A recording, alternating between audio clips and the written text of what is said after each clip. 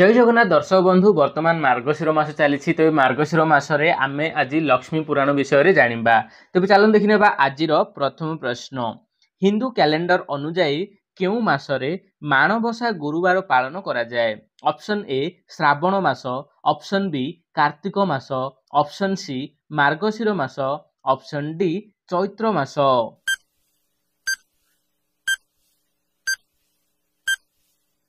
तेज friends यार उत्तर होउछि ऑप्शन सी मार्गशीर मास। तो मार्गशीर मासरे जहाँकि आमर माणबसा गुरुवार पालन होइथाय। तो देखिबा वर्तमान परवर्ती प्रश्न लक्ष्मी पुराण किए रचना करथिले। Option A Balaram Das, option B Sarala Das, option C Vishwamitra, option D Valmiki.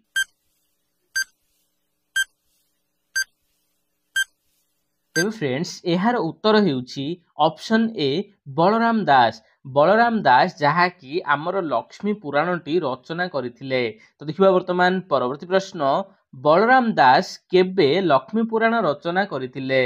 Option A 1200 ख्रीष्टाब्द, ऑप्शन बी 1300 ख्रीष्टाब्द, ऑप्शन सी 1400 ख्रीष्टाब्द, ऑप्शन डी 1500 ख्रीष्टाब्द।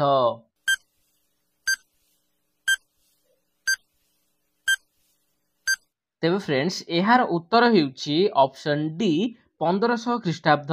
ते फ्रेंड्स 15तम शताब्दी रे जहाँकि बलराम दास लक्ष्मी पुराण रचना करथिले। तो देखिबा वर्तमान परवर्ती प्रश्न केउ चंडालुणीर घर को देवी लक्ष्मी जाइथिले।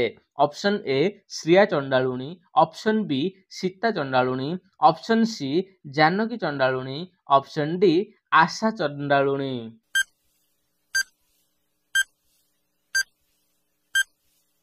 तेज फ्रेंड्स यार उत्तर होउछि ऑप्शन ए श्रिया चंडालुणी। तो फ्रेंड्स श्रिया चंडालुणी घर को जहाँकि देवी लक्ष्मी जाइथिले। तो देखिबा वर्तमान परवर्ती प्रश्न विष्णु पुराण अनुसारे देवी लक्ष्मी को जन्म केउठु होइथिला। ऑप्शन ए पातालरू, ऑप्शन बी ब्रह्मांक नाभिरू, ऑप्शन सी समुद्र गर्भरू, ऑप्शन डी हिमालयरू।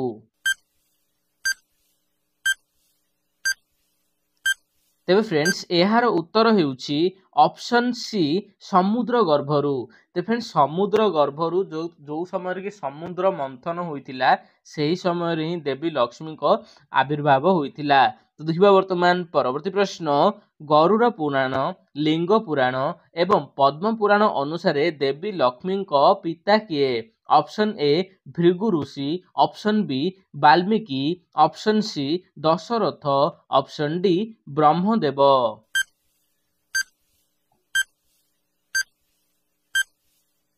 तेज फ्रेंड्स यार उत्तर होउछि ऑप्शन ए भृगु ऋषि। तेज एई जो तीनोटी पुराण कहली गरुड़ पुराण, लिंग पुराण और पद्म पुराण अनुजाई जहाँकि भृगु ऋषि होउछंती देवी लक्ष्मी को पिता, जहाँकि तांकर नाम से समय रखा जायतिला भार्गवी।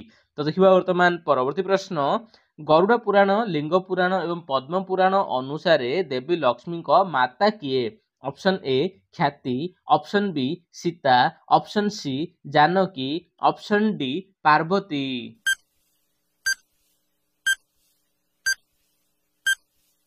तेज फ्रेंड्स यार उत्तर होउछि ऑप्शन ए ख्याति। तेज जहाँकि भृगु ऋषि आउ ख्याति झील होइथिले जहाँकि देवी लक्ष्मी आउ सेतेबेले तांकर नाम थिला भार्गवी। तो देखिबा वर्तमान परवर्ती प्रश्न देवी लक्ष्मी भौणी नाम कौन। Option A Alakshmi, option B Sita, option C Janaki, option D Parvati. तेज फ्रेंड्स यार उत्तर होउछि ऑप्शन ए अलक्ष्मी। तो देवी लक्ष्मी जोड़ा कि भौणी भी थिले, जो भौणी नाम होउछि अलक्ष्मी। तो देखिबा वर्तमान परवर्ती प्रश्न माणबसा गुरुवार केते दिन पालन करा जाए। ऑप्शन ए 4 दिन, ऑप्शन बी 5 दिन, ऑप्शन सी 1 मास, ऑप्शन डी 28 दिन।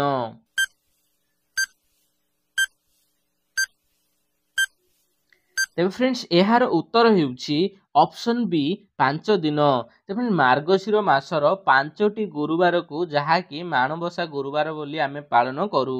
तो देखिबा वर्तमान परवर्ती प्रश्न देवी लक्ष्मी को स्वामी किए। Option A Brahmadev, option B Jagannath, option C Shiv, option D Surya.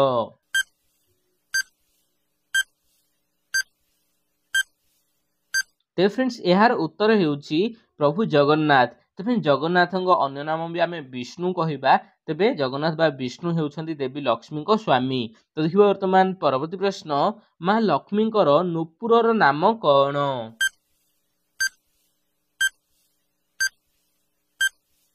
ତେବେ ଫ୍ରେଣ୍ଡସ୍ ଏହାର ଉତ୍ତର ହେଉଛି ବାଜେଣୀ ନୂପୁର। ମା ଲକ୍ଷ୍ମୀଙ୍କର ନୂପୁରର ନାମ ହେଉଛି ବାଜେଣୀ ନୂପୁର। ତ ଦେଖିବା ବର୍ତ୍ତମାନ ପରବର୍ତ୍ତୀ ପ୍ରଶ୍ନ, ମା ଲକ୍ଷ୍ମୀଙ୍କର ପ୍ରଥମ ଭୋଗର ନାମ କଣ?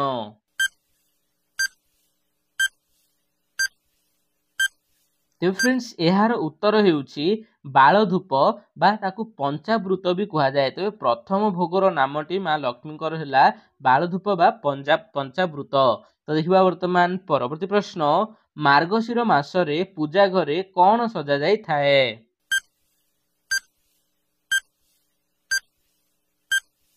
ତେବେ ଫ୍ରେଣ୍ଡସ୍ ଏହାର ଉତ୍ତର ହେଉଛି ଧାନ ମେଣ୍ଟା ବା ଧାନ ବେଣା। ଫ୍ରେଣ୍ଡସ୍ ଧାନ ବେଣାକୁ ସଜେଇକି ମାର୍ଗଶିର ମାସରେ ଯୋଉଟାକି ଆମର ଗୁରୁବାରେ ସଜେଇକି ପୂଜା କରାଯାଏ। ତ ଦେଖିବା ବର୍ତ୍ତମାନ ପରବର୍ତ୍ତୀ ପ୍ରଶ୍ନ, ମା ଲକ୍ଷ୍ମୀଙ୍କୁ କାହାର କନ୍ୟା କୁହାଯାଏ?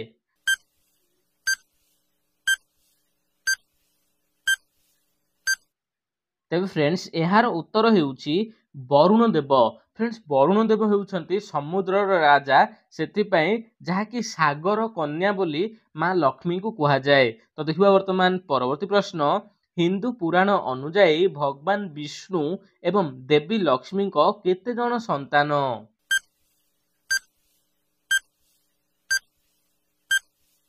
ତେବେ ଫ୍ରେଣ୍ଡସ୍ ଏହାର ଉତ୍ତର ହେଉଛି 2 ଜଣ ପୁଅ। ଫ୍ରେଣ୍ଡସ୍ ହିନ୍ଦୁ ପୁରାଣ ଅନୁସାରେ ଭଗବାନ ବିଷ୍ଣୁ ଏବଂ ଲକ୍ଷ୍ମୀଙ୍କର 2 ଜଣ ପୁଅ ଅଛନ୍ତି ବୋଲି ବି କୁହାଯାଏ। ତ ଦେଖିବା ବର୍ତ୍ତମାନ ପରବର୍ତ୍ତୀ ପ୍ରଶ୍ନ, ସେହି 2 ଜଣଙ୍କ ନାମ କଣ କଣ?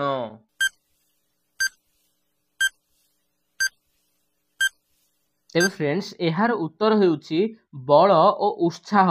ତେବେ ବଳ ଯୋଉଟାକି ଷ୍ଟ୍ରଙ୍ଗ ବୋଲି ଆମେ କହିବା, ଉତ୍ସାହ ଯୋଉଟାକି କ୍ୟୁରୋସିଟି ହୋଇଥାଏ। ତେବେ ଏହି 2 ଜଣଙ୍କୁ ହିଁ ଯାହାକି ପୁରାଣ ଅନୁସାରେ ଭଗବାନ ବିଷ୍ଣୁ ଏବଂ ଦେବୀ ଲକ୍ଷ୍ମୀଙ୍କ ପୁତ୍ର ବୋଲି କୁହାଯାଏ। ତ ଦେଖିବା ବର୍ତ୍ତମାନ ପରବର୍ତ୍ତୀ ପ୍ରଶ୍ନ, ଲକ୍ଷ୍ମୀ ପୁରାଣର ମୁଖ୍ୟ ପ୍ରସଙ୍ଗ କଣ?